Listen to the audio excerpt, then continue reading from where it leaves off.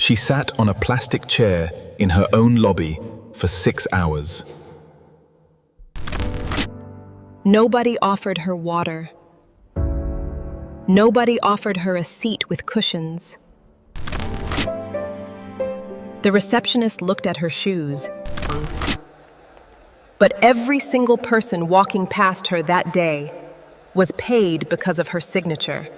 The security guard who told her to wait quietly. Wait quietly.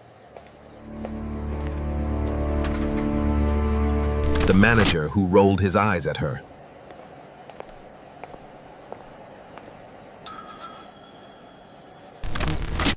The woman in the white blazer who said, "This is not a place for people like you."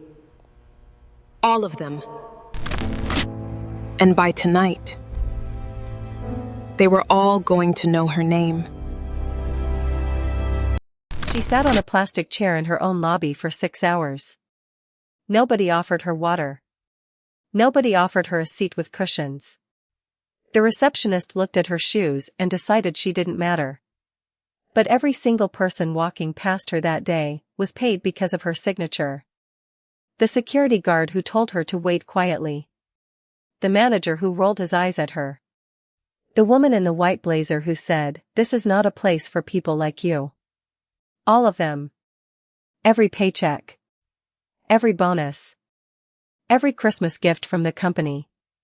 She signed it. And by tonight, they were all going to know her name. The city of Lagos was already awake by 6 in the morning. Yellow buses. Noise. Smoke from roadside food stalls. And in the middle of all that morning chaos, a woman named Ijeoma stepped out of an old taxi in front of a tall glass building. The building had a name on it in gold letters. Adebayo Group. Ijeoma looked up at it for a long moment. Her eyes were tired, but calm. She smoothed down her simple blue dress, the same one she had worn 3 years ago, the last time she was in this country. She walked in through the front doors. The lobby was cold. Too much air conditioning. Marble floors so shiny you could see your own face in them. Rich people walked past her in suits that cost more than her taxi fare for a whole month. She walked up to the front desk. "Good morning," she said softly. "My name is Ijeoma. I need to see someone from the executive floor." The receptionist, a young woman named Kayamika, looked her up and down. Slowly. From her worn sandals, to her plain dress, to the small bag on her shoulder. "Do you have an appointment?" Kayamika asked, already bored. "No," Ijeoma said. "But it's important. It's about the company." Kayamika smiled, the kind of smile that isn't really a smile. "Madam, everybody who walks in here thinks their own matter is important." She pointed to a row of plastic chairs by the wall. "Sit there. Someone will attend to you. Eventually." Ijeoma didn't argue. She walked to the plastic chairs. She sat down. She folded her hands in her lap. And she waited.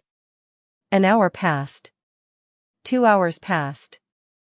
Executives walked by in their expensive shoes, phones pressed to their ears, laughing about golf trips and holiday homes in Dubai. Nobody looked at the woman on the plastic chair. To them, she didn't exist. A young intern walked by carrying files. He almost tripped over her foot and didn't even say sorry. 3 hours passed. Ijeoma's stomach growled. She had not eaten since the night before. She had traveled all night on a bus just to be here this morning. She asked Kayamika, gently, "Please, is there someone I can speak to today?" Kayamika didn't even look up from her phone. "I told you. Wait. Know your place." That was what this lobby was silently telling her. Every glance. Every laugh. Every second she was ignored.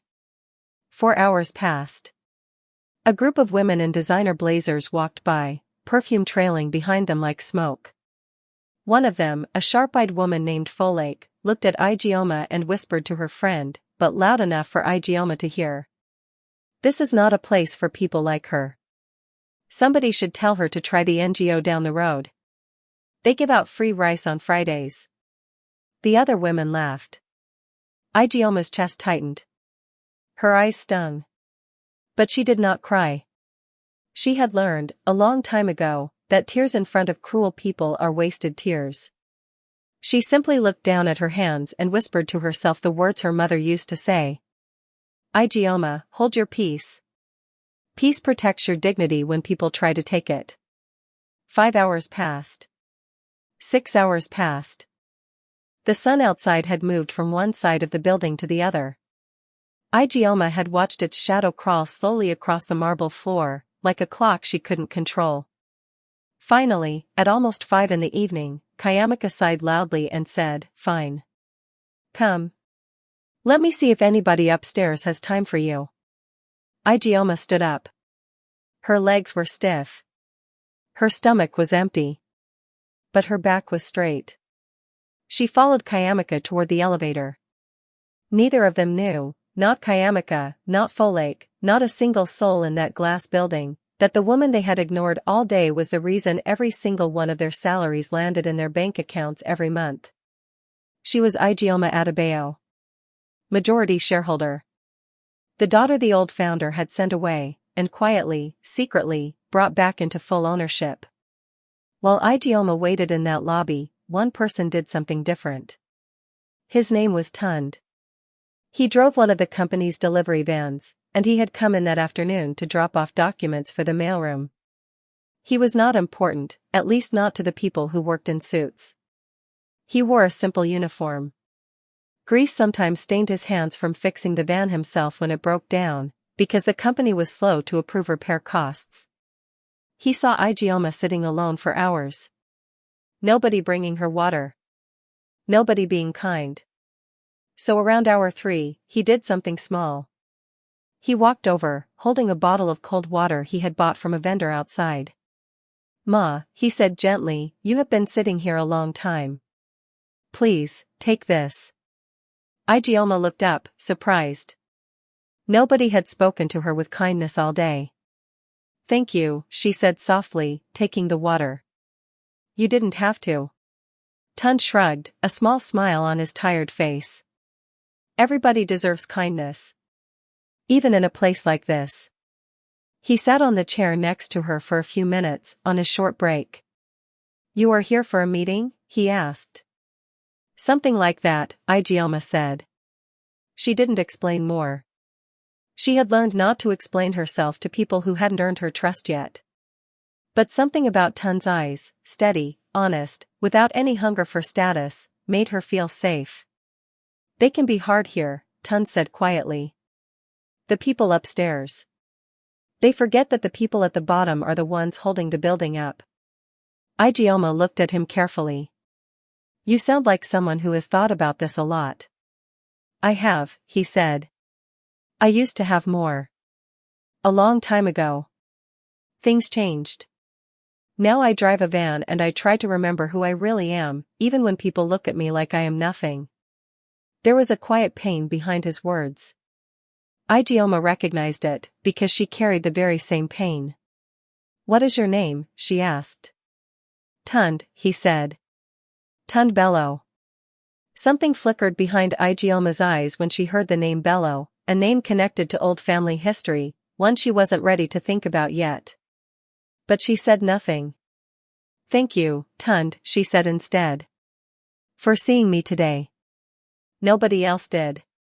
He smiled, stood up, and returned to his van, not knowing that the woman he had just given a bottle of water to controlled the very company that underpaid him.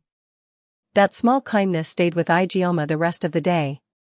While rich women laughed at her clothes, while a receptionist made her wait for hours, one poor driver had treated her like a human being. She did not know yet how deeply their two stories would become tangled together. At last, Kayamika led Igioma into the elevator. They rode up in silence to the 14th floor, the executive floor, where thick carpets swallowed footsteps and the air smelled like money. Kayamika walked her to a glass office where a man named Mr. Osais, the chief operating officer, sat behind a wide desk. "Sir," Kayamika said, barely hiding her irritation, "this woman has been waiting to see someone. She says it's about the company." Mr. Oseiz looked up, annoyed.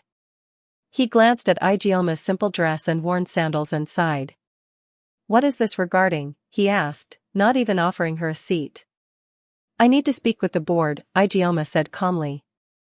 About the direction of the company. About some decisions that were made last month regarding staff salary cuts and the sale of company shares. Mr. Oseiz almost laughed. Madam, with respect, those are confidential matters discussed only among shareholders and senior leadership. I don't know how you even heard about them. I know because I am a shareholder, Igioma said quietly. Mr. Oseiz's eyebrows lifted, more amused than concerned. A shareholder. I see. And how many shares would that be? Igioma looked him directly in the eye. 61%. The room went completely silent. Mr. Oseiz's smile disappeared like smoke. That's not possible, he said slowly. The majority shares belong to the Adebayo family holding trust. Mrs. Folashade Adebayo controls that trust. Folashade Adebayo is my stepmother, Igioma said. And 3 months ago, my father transferred controlling ownership to me. Quietly. Legally. Before he passed. Mr. Oseiz's hands, which had been resting confidently on his desk, suddenly felt cold. I was not informed of this, he stammered. No, Igioma said gently, but there was steel underneath the softness. You weren't. Neither was Folashade. Neither was Folake, who told me today that this building was not a place for people like me. Neither was Kayamika, who made me sit in that lobby for 6 hours without water, without food, without basic respect. Kayamika, still standing by the door, felt her whole body go numb. Ma'am, I didn't know. That's the problem, Igioma said, standing up slowly, though her legs were tired. Nobody in this building thought they needed to know. Because to all of you, kindness is only for people who look powerful. Not for people who are powerful. Not even for people who are simply human. She looked at Mr. Oseiz. Call an emergency board meeting for Friday. All senior staff. All executives. I want everyone in that boardroom. She turned and walked out, her tired legs carrying her with more dignity than anyone in that office had shown all day. To understand why Igioma had been gone for 3 years, we must go back. Her father, Chief Adebayo, built this company from nothing, a small trading business that grew into one of the largest conglomerates in the country. He married twice. His first wife, Igioma's mother, died when Igioma was only 12. His second wife, Folashade, brought her own daughter into the family, Bizi, a girl 3 years older than Igioma, sharp-tongued and desperate for her mother's approval. From the day Folashade moved in, the house changed. Igioma was given the smallest room. Bizi was given the room with the balcony. Igioma wore her mother's old clothes, altered to fit. Bizi wore designer imports from London. You are lucky we let you stay here at all, Folashade used to say, adjusting her gold earrings in the mirror. Your mother is gone. This is my house now. Igioma endured it quietly for years, the comparisons, the coldness, the way Bizi was praised for the smallest things while Igioma was criticized for everything. 3 years ago, everything came to a head. Chief Adebayo had wanted to send Igioma abroad for a business management course, hoping she would one day help run the family company. Folashade was furious. Why would you invest in her? Folashade had shouted at her husband, not realizing Igioma was listening from the hallway. She is not even truly your daughter in the way that matters to this family's future. Bizi should be the one going. Igioma is my daughter, Chief Adebayo had said firmly. My blood. My legacy. But Folashade was patient, and cruel in a quiet way. She spread rumors that Igioma was unstable, that she had mental problems, that sending her abroad alone would embarrass the family. She convinced Chief Adebayo, weakened at the time by early signs of illness, that it was safer to send Igioma away quietly, to a distant cousin's home in another city, to rest and recover, while Bizi took her place in the family business training program. Igioma didn't fight it. She was tired of fighting in a house where she had already lost. She left with nothing but a suitcase and a broken heart. What nobody told Ijeoma, what Folashade made sure she never learned, was that Chief Adebayo regretted his decision almost immediately. He tried calling. Folashade intercepted the calls. He tried sending letters. Folashade made sure they were lost in the mail. For 3 years, Ijeoma believed her father had simply forgotten her. The truth was far more painful. He had spent his final years searching for her in secret, while dying of an illness nobody in the family had told her about. 6 months ago, Chief Adebayo passed away. 3 months ago, a private investigator he had hired years earlier, a quiet, careful man, finally found Ijeoma living simply in another city, working as a seamstress to support herself. He carried with him a sealed letter and a legal document. The letter said, "My daughter. I searched for you every day I had left. I could not undo what I allowed to happen, but I can make sure you are never powerless again. 61% of Adebayo Group now belongs to you. Not because you asked for it. Because it was always yours. I am sorry it took me so long to fight for you the way you deserved. Your father." Ijeoma cried for 3 days straight when she read that letter. Then she made a decision. She would not announce herself right away. She would not walk into that company with guards and lawyers and shout her name from the rooftop. She would come quietly. She would sit in the lobby like an ordinary woman. She would watch, with her own eyes, how her father's company treated people who looked like she used to look, poor, unnoticed, invisible. And she would see, without any disguise, who in that family and that company truly deserved a place beside her, and who deserved to lose everything. That is why she sat in that lobby for 6 hours. Not because she had no power. Because she wanted to know, with her own eyes, who would show her kindness when they thought she had none. That evening, exhausted from the long day, Ijeoma didn't go back to the guest house where she was staying. Instead, she walked to a small roadside food stall near the office, the kind of place where plastic tables wobbled on uneven concrete and the smell of grilled corn filled the air. She was surprised to see Tun there too, sitting alone after his shift, eating a simple plate of rice. "You're still here?" he asked, standing quickly out of respect. "I didn't have the strength to go far," Ijeoma admitted, smiling faintly for the first time all day. "May I sit?" Of course. They sat together, and for the first time that day, Ijeoma felt something close to peace. "Thank you again," she said. "For the water. You have no idea what that meant to me." "It was nothing," Tun said, though his eyes said it wasn't nothing to him either. They talked, simple, easy conversation. About the city. About small joys. About the kind of life they both wished for. Peace, respect, honesty. Ijeoma didn't tell him who she really was. Not yet. She wanted, just for one evening, to be seen simply as a woman, not an heiress, not a shareholder, not a name on legal documents. "You have kind eyes," Tun said quietly, almost shy about saying it. It's rare, these days, to meet someone who still looks soft. Like life hasn't hardened you completely. Ijeoma looked down at her hands. "Life tried very hard to harden me. I just refused to let it win." "I understand that more than you know," Tun said. There was a comfortable silence between them, the kind two wounded people share when they recognize the same scars in each other without needing to explain them. "I only wanted peace," Ijeoma said softly, almost to herself. Tun nodded slowly. "Then maybe, this is a good place to start finding it." For a moment, under the dim string lights of the food stall, two people who the world had underestimated simply enjoyed being ordinary together. Neither of them knew that Friday's boardroom meeting would change both of their lives forever, and reveal a secret about Tun's own family history that even he did not fully know. News of Ijeoma's ownership reached Folashade and Beezy by Thursday night, and the house exploded into panic. "How is this possible?" Folashade screamed, pacing across her marble living room. 61%? To her? That man betrayed us even from his grave. Beezy, sitting on the couch, scrolled through old photos of Igioma someone had leaked online, the tired woman in a plain blue dress sitting in the company lobby.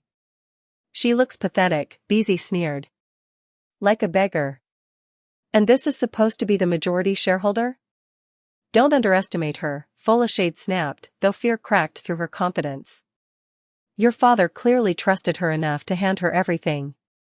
We need a plan before Friday. They decided to strike first, publicly, in front of the entire board, before Igioma could gather her footing. We will humiliate her, Folashade said coldly. We will make the board question her competence. We will remind everyone that she disappeared for 3 years with mental issues. By the time we're done, no one will trust a single decision she makes. Money changes people, Beezy muttered, almost admiring her mother's cruelty. But it definitely didn't change you, Mom. You've always been like this. Folashade didn't even flinch at the insult disguised as a compliment. Survival requires it, darling. Never forget that. Friday arrived. The boardroom on the top floor of Adebayo Group was filled with tension so thick it felt like static in the air. Executives sat stiffly around the long mahogany table. Folashade sat at the head, dressed in a sharp black suit, her face a mask of calm control. Beezy sat beside her, arms crossed, smiling like a woman who already believed she had won. Mr. Osei sat nervously near the middle, still shaken from Tuesday's revelation. Kayamika and Folake stood quietly near the back wall, along with other junior staff, summoned to witness the meeting. Then the door opened. Igioma walked in, not in the plain blue dress from before, but in a simple, elegant dark green outfit that carried quiet authority without needing to shout for attention. Her head was high. Her eyes were calm. Gasps rippled through the room. That's her, someone whispered. The woman from the lobby. Folake's face went pale. Kayamika's hands trembled slightly. Igioma walked to the head of the table, and, without asking permission, gently but firmly gestured for Folashade to move. This is my seat now, she said quietly. Folashade's jaw tightened, but she stood, forcing a brittle smile. Of course. Welcome back, Igioma. We are all so surprised to see you take such an interest in the business after all this time. I imagine you are, Igioma said evenly. Folashade turned to the board, her voice sweet with false concern. Everyone, before we proceed, I think it's important to address something delicate. Igioma has been unwell in the past. Emotionally. It's part of why she was sent away those years ago. I only say this out of love, because I worry about the stress of such a large responsibility falling on her so suddenly. The room shifted uncomfortably. A few board members exchanged glances. Igioma didn't raise her voice. She simply set a folder down on the table. Let's talk about that, she said calmly. Since you brought it up. She opened the folder and slid copies around the table. These are the letters my father wrote to me over 3 years, letters that were intercepted and never delivered. These are phone records showing calls made from this house that were blocked before they reached me. And this, she held up a single page, is a medical evaluation from an independent doctor, obtained just last month, confirming there was never any documented mental health condition in my history. Because there wasn't one. There was only a story, invented and spread by someone who wanted me gone. Silence. Folashade's confident mask cracked, just slightly. This is absurd, she said, though her voice wavered. You cannot. I can, Igioma said. Because I own 61% of this company. Every decision from today forward runs through me. She turned to the room. I have a question for everyone here. On Tuesday, I sat in the lobby of this building for 6 hours. Nobody offered me water. Nobody offered me basic respect. I was told, quote, this is not a place for people like you. Folake's face drained of all color. Folake, Igioma said gently, do you remember saying that to your friend, while I sat close enough to hear every word? Folake's mouth opened, but no sound came out. Kayamika, Igioma continued, you made me wait 6 hours without checking on me once, despite multiple requests. Kayamika's eyes filled with tears. "Ma'am, I am so sorry, I didn't know who you were." "That's exactly the problem," Ijeoma said, her voice steady but sharp with truth. "Kindness shouldn't depend on knowing who someone is. You should have treated me with respect even if I really was just a stranger with nothing. Especially then." The room was completely silent now. Even Folashade said nothing. Ijeoma turned suddenly toward the back of the room, where a familiar face had just quietly entered, Tund, still in his simple van driver's uniform, standing awkwardly near the door where security had allowed him in per Ijeoma's earlier instruction. "I'd like to introduce someone," Ijeoma said. Tund Bello. Some of you may recognize the surname. Tund is the grandson of my father's original business partner, Chief Bello, who helped found this company 40 years ago before a bitter dispute pushed his family out and erased his name from the records. My father spent his final year trying to correct that historical wrong too, restoring Chief Bello's descendants' rightful 5% stake, which had been quietly bought out under pressure decades ago and never properly compensated. Tund stood frozen, stunned. "I didn't know," he whispered. "I had no idea my grandfather even had shares here." "He did," Ijeoma said gently. "And thanks to my father's final corrections, so do you now? 5%, restored with full backdated dividends. You've been quietly underpaid driving vans for a company that owed your family for 40 years. Gasps filled the room. Mr. Osais put his head in his hands. Folashade sat frozen, her carefully built world collapsing around her in real time. The board meeting that followed was brutal in its honesty. Ijeoma did not fire everyone out of revenge. She was careful, deliberate, because she remembered what it felt like to be discarded unfairly, and she refused to become the very thing that had hurt her. Mr. Osais, who had shown arrogance but no true malice, was given a formal warning and required to undergo respect and ethics retraining for all senior staff, a program he himself would help design as penance. Full Lake was let go, not simply for classism, but because a pattern of cruelty toward junior staff had already existed in her file for years, unreported out of fear. Kayamika, surprisingly, was given a second chance. She came to Ijeoma privately, tears streaming down her face. "I grew up poor too," Kayamika admitted. I think I was so afraid of being looked down on myself that I started looking down on others first, before they could do it to me. That's not an excuse. But it's the truth." Ijeoma studied her for a long moment. "Pain doesn't excuse cruelty," she said quietly. "But recognizing where it comes from is the first step to not passing it on. I'll give you one more chance. Use it to become someone your younger self would be proud of." Folashade and Beezy faced a harder reckoning. Legal review confirmed the intercepted letters and blocked calls constituted deliberate isolation and fraud against Chief Adebayo's final wishes. Ijeoma did not seek criminal prosecution. Her father, even in his final letter, had asked her to choose peace over bitterness where you can.